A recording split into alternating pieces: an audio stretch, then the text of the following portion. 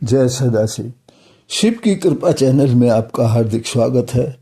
परमपिता परमात्मा सदाशिव की असीम कृपा आप और आपके परिवार पर सदैव बनी रहे, इसी प्रार्थना के साथ आज सुनेंगे एक ऐसी कृष्ण भक्त कर्माबाई की कथा जिसको मारवाड़ की मीरा भी कहा जाता है, जिसका खींचड़ा आज भी प्रभु जगन्नाथ के भोग में शामिल किया जाता है।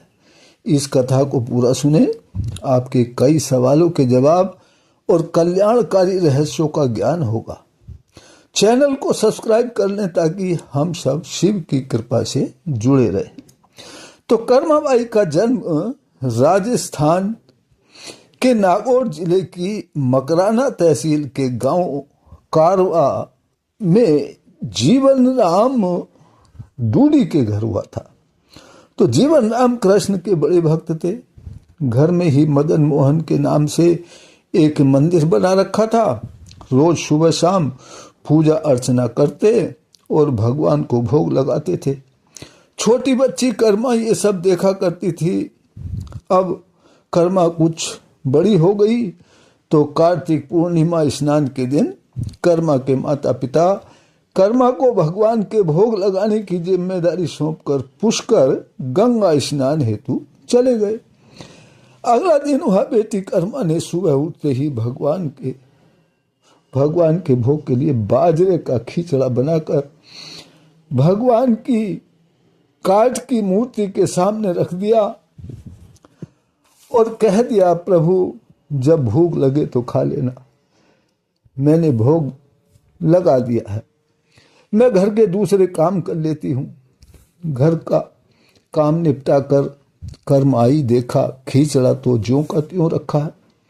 उसने सोचा खिचड़े का स्वाद हो सकता है अच्छा ना हो, तो उसमें गुड़ और घी और मिला दिया और बैठ गई सामने। खुद ने भी नहीं खाया। शाम हो गई। भूख कर्मा का प्रेम और भाव देखकर भगवान खिचड़ा खा गए। अब कर्मा सुबह उठते ही भोग लगाने लगी।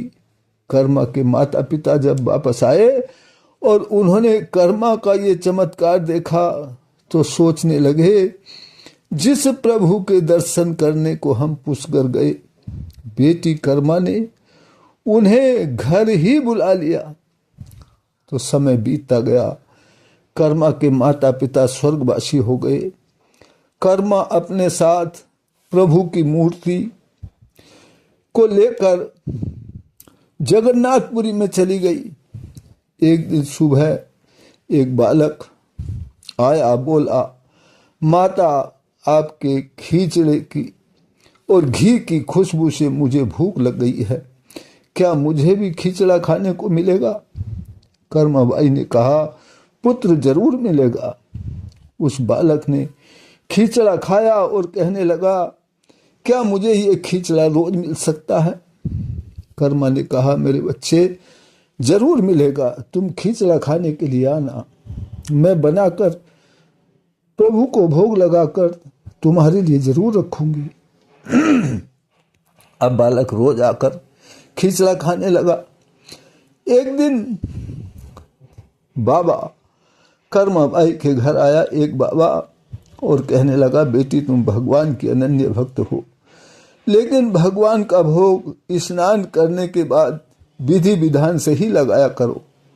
बिना विधि विधान का भोजन प्रभु को भोग नहीं लगाया जा सकता।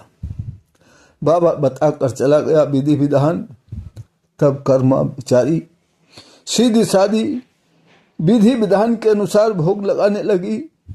अब भोग लगाने में देरी होने लगी, खिचड़ा बनाने में देरी होने लगी। वो स्नान करती तब खिचड़ा बनाती। बालक खिचड़ा खाने को आता और कहता, माता मुझे देर हो रही है, जल्दी से खिचड़ा खिला दो, मुझे जाना है। तो कर्माबाई खिचड़ा खिलाती और बालक खा करके चला जाता। अब पुजारी देखता कि भगवान जगन्नाथ के मुंह से रोज खिचड़ा लगा रहता है, तो वह भगवान से रोज पूछता है, प्रभु आजकल किसके यहाँ खिचड़ा खा करके आते हो, मुंह साफ भी नहीं करते, क्या कारण है?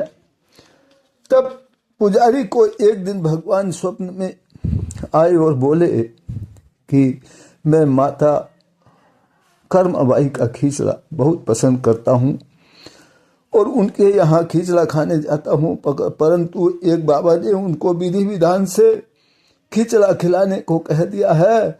अब मुझे उनका खिचड़ा देरी से मिलने लगा और मुझे देरी हो जाती है और मंदिर के कपाट खुलने से पहले पहले मुझे आना भी होता है, इसलिए खिचड़ा मुँह से लगा रह जाता है। अब वो बाबा बेचारा ये नहीं जानता था कि विधि विधान कोई माने नहीं रखता है प्रेम और भक्ति के सामने।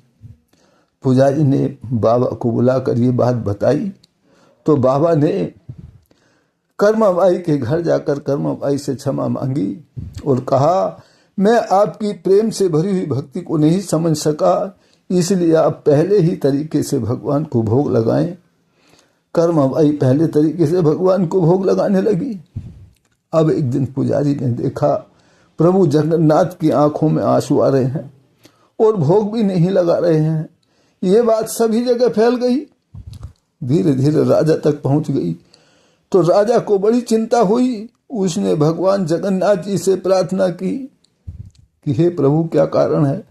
तब भगवान जगन्नाथ ने राजा को स्वप्न में बताया कि उनकी माता कर्माबाई का खिचड़ा उनको बहुत पसंद था। अब कर्माबाई उनके धाम चली गई हैं, इसलिए मुझे भी कुछ अच्छा नहीं लग रहा है।